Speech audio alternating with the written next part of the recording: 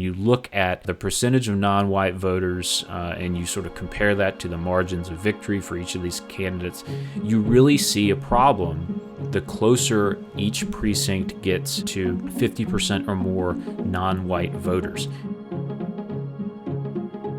This is Under the Dome. On today's episode, we'll take a closer look at the most detailed data released yet from the 2020 election.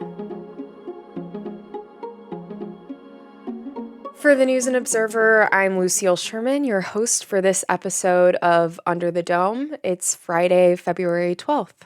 Here with me today is my colleague, investigative reporter Tyler Dukes, who the News and Observer recently stole from WRAL.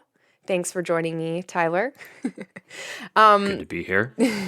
Tyler and I teamed up to work on an analysis of North Carolina's State Board of Elections precinct data for the 2020 election, which came out really recently, and it's been a lot of work, but I'd say we found some interesting things. Tyler, I was wondering if you could tell me what the latest data tells us about the 2020 election in your mind.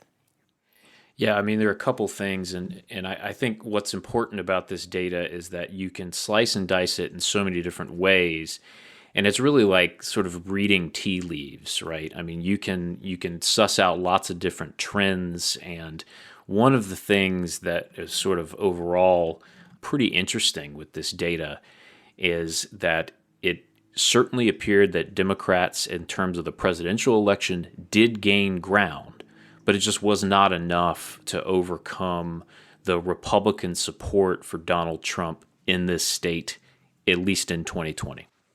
Yeah, I think it's so interesting that there are a couple of swing states that flipped and their elections were contested, and we are very swingy. Some people call us the swingiest of states, and we didn't really have, it was very clearly went for Donald Trump. So I think that's important to note, and shows, yeah, definitely the strength either of the Republican Party here or of Trump on the ballot in North Carolina. Yeah, I mean, and we reported this at the time, but, Trump's win in North Carolina was decisive.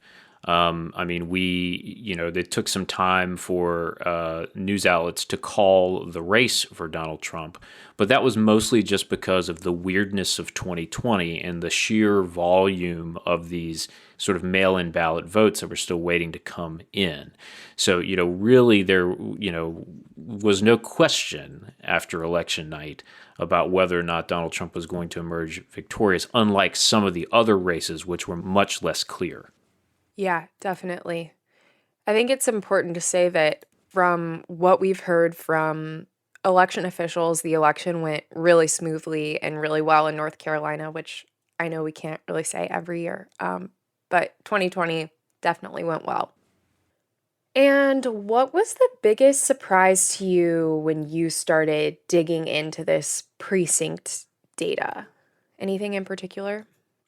Yeah, I think there are a couple things, and there's sort of a interesting analysis we've done here looking at particularly the movement in the suburbs and in some of the rural counties and some of the urban counties. And what this data seems to show is that Donald Trump did lose support in suburban precincts, and some of that support started going over to Biden. Still has a majority of that vote share in these places, and certainly in the rural counties as well as in those places specifically, he saw his support grow.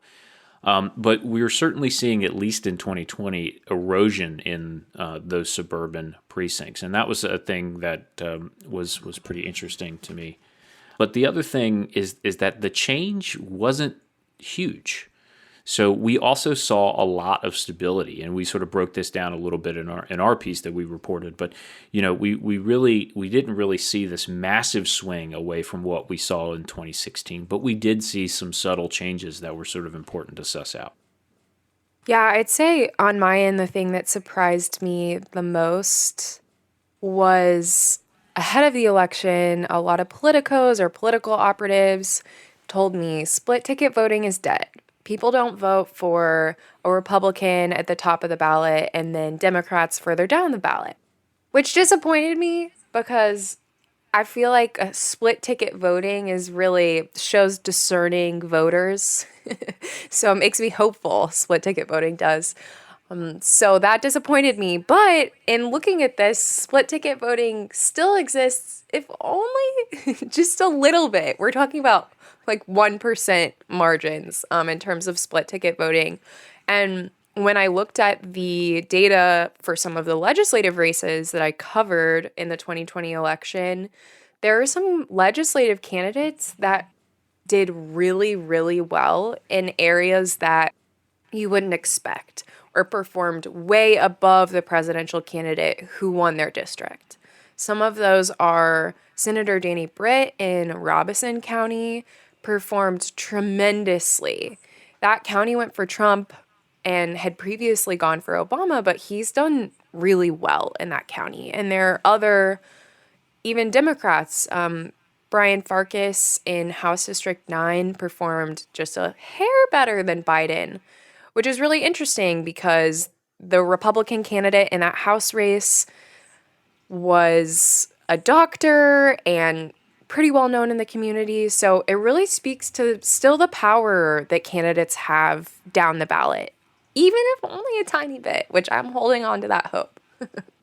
Yeah, and the power of local politics, all politics being local. I think another thing, the split ticket voting is really interesting for a couple of reasons, and we certainly talked about this a lot when we were reporting this out, is, it still counts as a split ticket if you show up to vote for Trump and you don't vote down the ballot.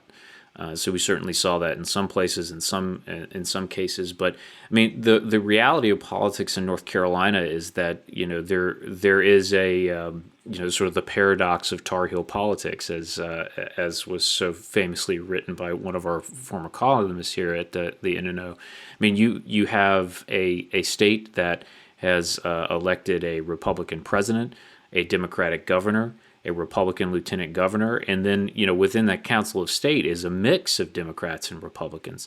So we certainly see that neither party holds sort of a stranglehold on the entire ballot, and that was true of 2020 as well. Yeah, that's a really good point. My other question for you is sort of a variation of the previous question I asked you, but what was the most important finding to you in looking at this precinct data? So one of the things that we did was we took a look at the demographics of the precincts, and we used registration data for 2016 and 2020 and sort of looked at that. And there's a lot we can't tell from this precinct data, right? Like, we're not seeing individual votes, how individual people voted. But precinct level data is effectively neighborhood data in some cases. And so you can really get down to a lot more fine-grained conclusions than you might otherwise have for county level data. But one of the things that is really stark, I think, here, and this isn't a terrible surprise, but it's illustrative, I think, is the problem that Republican candidates, this Republican candidate for president in particular, had with minority voters. When you look at the percentage of non-white voters and you sort of compare that to the margins of victory for each of these candidates, you really see a problem the closer each precinct gets to 50% or more non-white voters. And you really see the support for Trump drop off pretty spectacularly after that 50% mark, almost to nothing. And there are some notable exceptions to that, which I think is also really interesting. And that is in places like Robeson County, where Donald Trump enjoyed really good support from the American Indian community there, the Lumbee tribe. Particularly when he came out in support of Lumbee recognition on the federal level. He also came there to campaign specifically. So we saw him resonate with some minority groups specifically, but by and large, those groups do not support this president. And the picture is very different when you look at Biden's support across these minority groups and also across precincts that are majority white. So you see a lot more of a mixture of those racial groups across that coalition. Here's my question, though. I've heard this narrative that more minority voters voted for Trump than in 2016. And there's some people that say he did better with minority voters in certain precincts. What do you say to that? And what conclusions can we draw from, our data?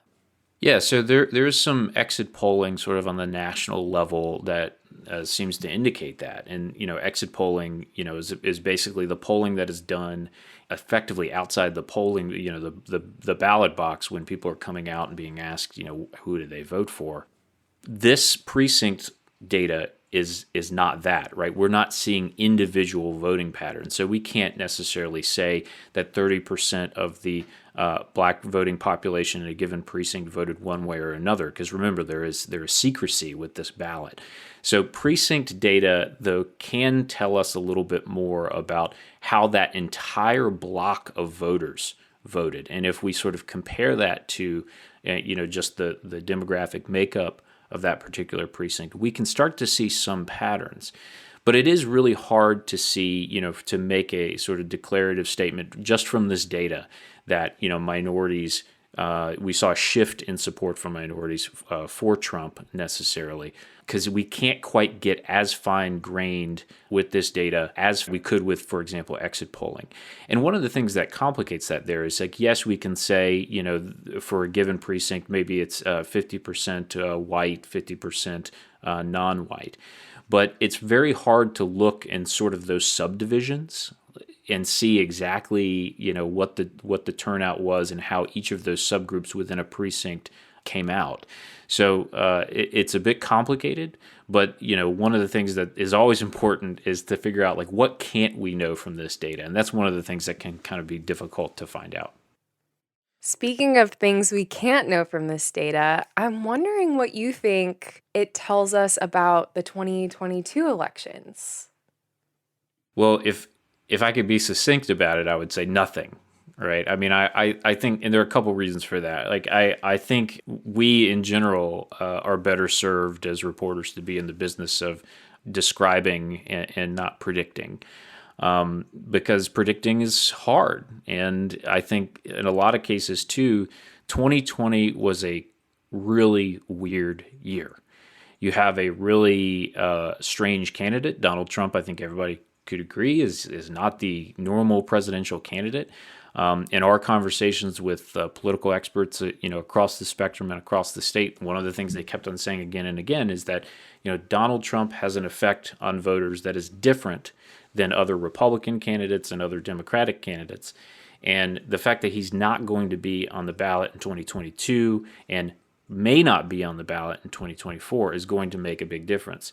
I think the other factor is that we have to remember is the effect of COVID-19 and the effect of what that did to our methods of voting and how people turned out. We saw tremendous turnout, and we also saw tremendous turnout in using methods like mail-in ballot voting that we had really never seen in those percentages before.